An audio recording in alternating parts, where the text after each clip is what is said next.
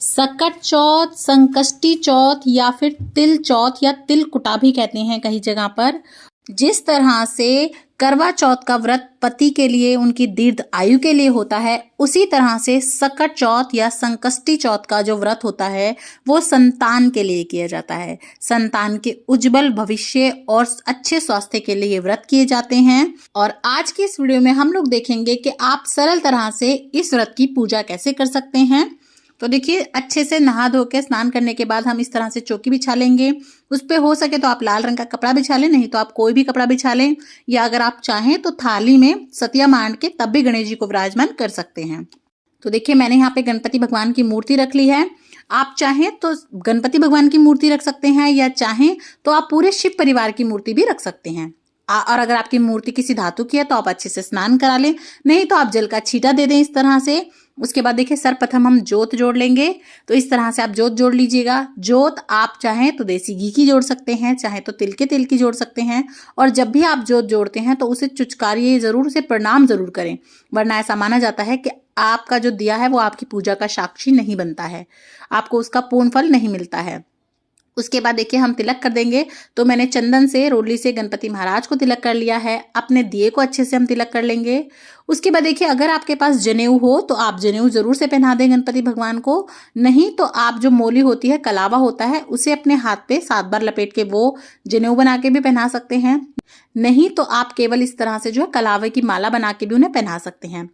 आप चाहें तो फूलों का हार या फूलों की माला भी उन्हें पहना सकते हैं। तो यहाँ पे मैंने जो है कलावे से उन्हें माला बना के पहना दी है। उसके बाद दूर्वा जरूर से आप अर्पित करें, कम या ज्यादा जितनी भी कर सकते हैं। और अगर हो सके तो आप 21 जो दूर्वा होती हैं उनकी एक गुच्छी बना लें और वो अर्पण करें। बहुत ही अच्छी होती है और आपकी मनोकामना भी बहुत ही जल्दी पूर्ण होगी अगर आप इस तरह से जो है दूर्वा की गुच्छी भगवान गणपति को अर्पण करते हैं। उसके बाद देखिए, जो भी आपको फूल वगैरह मिले आप भगवान को अर्पित कर दें। अगर आपको लाल गुड़हल का फूल मिल जाता है तो बहुत ही अच्छा है, भगवान गणपति को प्रिय होता है। नहीं मिलता तो आप कोई भी लाल रंग का फूल ले लें, और अगर लाल भी कोई नहीं मिलता तो आप किसी भी रंग के फूल चढ़ा सकते हैं। उसके बाद हम तिल ले लेंगे। तो यहाँ पे आप बिना भुने तिल लीजिएगा, कच्चे तिल, तो भगवान के आगे अर्पित कर दीजिएगा। और साथ ही में थोड़े से तिल हमें कथा सुनने के लिए भी चाहिएंगे। उसी तरह से जो है आज के दिन तिल का ही भोग लगाया जाता है। चाहे तो आप तिल कुटा बना लें, इस तरह से तिल को भून के उसमें थोड़ा सा पीस के और बूरा या शक्कर मिला के, या फिर इसी के लड्डू बनाए जाते हैं। तिल को भून के थोड़ा सा चटका के और उसे पीस के उसमें गुड़ मिला के लड्डू बना सकते हैं। यानी कि आज के दिन ना विशेष रूप से तिल के लड्डू या तिल का प्रसाद भगवान को भोग में चढ़ाया जाता है। उसके अलावा आप कुछ भी फल फूल वगैरह चढ़ा सकते हैं, कोई मिठाई भी चढ़ा सकते हैं, लेकिन तिल कुटा यानी कि तिल को भून के चाहे लड्डू बनाएं चाहे खुले रखें, वो जरूर से आज की पूजा में, आज के व्रत में जरूर से रखे जाते हैं। आप चाहें तो कोई और मिठाई वगैरह भी साथ में रख सकते हैं। उसी के साथ साथ देखिए, जो सास को या नंद को मिनस के साड़ी वगैरह दी जाती है वो भी आप अपनी चौकी पे ही रख लें, पहले उसका पूजन कर लें। तो यहाँ पे मैंने साड़ी ले ली है, कुछ सुहाग का सामान वगैरह ले लिया है। तो जहां पर भी बैठकर आप पूजा करेंगे, कथा सुनेंगे, पहले इन सबको वहां रख लें। उसके बाद इसे मिनसना होता है। और देखिए, इसके बाद मैं 1 लोटा जल ले लूंगी, जो हम कथा भी सुनेंगे और जो हमारा साड़ी वगैरह लिया है हमने उसे मिनस के भी रखेंगे। तो यहाँ पे हमने 1 लोटा जल ले लिया है। उसके बाद देखिए, आप अपने जो लोटे का जल है जिससे आप कहानी सुनेंगे, उसके ऊपर आप अच्छे से इस तरह से कलावा वगैरह बांध लें, उसके ऊपर टिक्का वगैरह कर लें। और अगर आपने पहले से ही कलावा वगैरह बांध रखा है, पुराना है वो, तो फिर आप उसे पहले हटा दें। लेकिन अगर आपने अभी नया ही कलावा बांधा था 2-4 दिन पहले, तो फिर आप वही बंधा रहने दें, बस आप टीका वगैरह कर ले। चाहे तो आप स्वास्तिक बना सकते हैं अपने लोटे के ऊपर। तो देखिए, इस तरह से मैं रोली से टीका वगैरह कर लूंगी अच्छे से। और वहां पे जितने भी जने कथा वगैरह के लिए बैठे हों, आप उन सबको भी टीका वगैरह कर दें। जैसे आप अपने आप को भी टीका कर ले, बच्चे वगैरह है तो उनको टीका कर ले। तो देखिए, यहाँ पे मैंने अपने कलश को इस तरह से अच्छे से टीका वगैरह कर लिया है। उसके बाद देखिए, मैं यहाँ पे धूप दिखा दूंगी। तो गणपति भगवान को इस तरह से आप धूप दीप दिखा के अच्छे से जो है उनकी पूजा कर ले। सकट चौथ व्रत, संकष्टी चौथ व्रत या फिर तिल चौथ व्रत या तिल कुटा के व्रत में जो है कथा सुनने का विशेष महत्व होता है। कई कई जगह पर पूजा भी नहीं करते, लेकिन कथा तो जरूर से सुनते हैं। तो आप हाथ में थोड़े से तिल ले लें। पहले थोड़े से तिल आप अपने लोटे में डालें, भगवान के आगे अर्पण करें। उसके बाद आप अपने हाथ में तिल ले लें और तिल हाथ में लेकर ही ये कथा सुनी जाती है। इस कथा में भी तिल का ही जो है विशेष रूप से महत्व बताया जाता है। तो ये फूल मैं थोड़े से अपने लोटे में ही डाल दूंगी इस तरह से, ताकि जब मैं जल अर्पण करूं सूर्यदेव को तो ये फूल भी अर्पण हो जाए।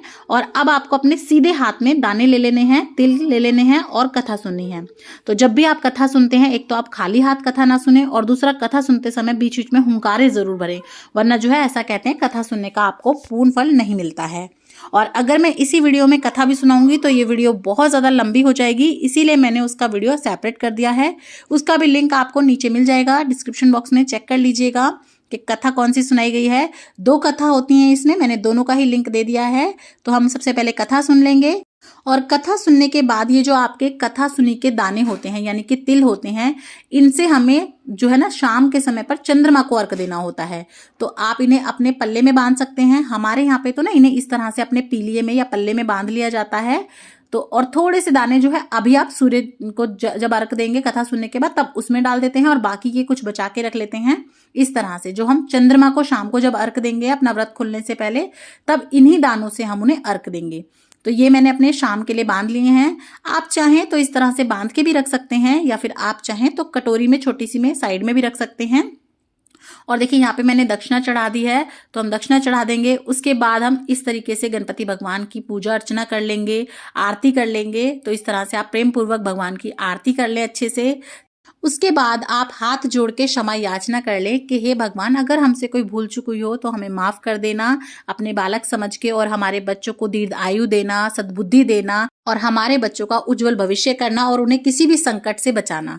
उसके बाद देखिए ये जो बाकी के बचे हुए तिल हैं ये आप अपने घर में यूज कर सकते हैं। और जैसा कि मैंने बताया, कथा के तिल जो है आप चाहे तो पल्ले में बांध लें, चाहे तो इस तरह से थोड़ा सा कटोरी वगैरह में रख के भगवान के आगे भी रख सकते हैं। और देखिए ये जो दक्षिणा हमने रखी थी वो, और जो ये हमने तिल चढ़ाए थे, ये हमें ना तो खुद यूज करने हैं, ना ही अपने घर में आप बच्चों को खाने के लिए दे। ये तिल इन्हें आप मिनस के जो है अपने किसी भी बड़े रिश्ते वगैरह को, सास नंद को दे सकते हैं। तो आप अच्छे से पहले मिनस लीजिएगा। मिनसते कैसे हैं, क्या क्या देना पड़ता है, उसमें क्या क्या रख सकते हैं, उन सबकी वीडियो मैं सेपरेटली एक बना दूंगी। सासू माँ को मिनस के कैसे देना है आप देख लीजिएगा। और ये जो 1 लोटा जल है ये अभी हम सूर्य भगवान को अर्घ देंगे और 1 लोटा जल हम शाम को चंद्रमा को अर्घ देंगे, चंद्रमा की पूजा करेंगे और तिल का उन्हें भोग लगाएंगे उस समय पर।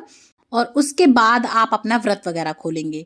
तो देखिए मैंने बहुत ही सरल तरीके से आपको बता दिया है आप कैसे पूजा कर सकते हैं और इसकी आप जो है उद्यापन कैसे कर सकते हैं, इसकी कथा कहानी, साथ ही में आप बायना कैसे निकालेंगे, इसका कंडवारा कैसे भरा जाता है जो शादी होती है उसके बाद भरा जाता है, उन सभी की वीडियोस चैनल पे है, आप जरूर देखिएगा। सभी वीडियोस की मैं एक प्लेलिस्ट बना के लिंक डिस्क्रिप्शन बॉक्स में डाल दूंगी। और भी इसी तरह से हिंदू धर्म से रिलेटेड, पाठ पूजा से रिलेटेड और घर गृहस्थी से रिलेटेड वीडियोस देखने के लिए चैनल पर बने रहें। और अगर आपको वीडियोस पसंद आती हैं, चैनल अच्छा लगता है तो लाइक शेयर सब्सक्राइब जरूर करें और कमेंट बॉक्स में जय सिया राम लिखना ना भूलें। जय सिया राम।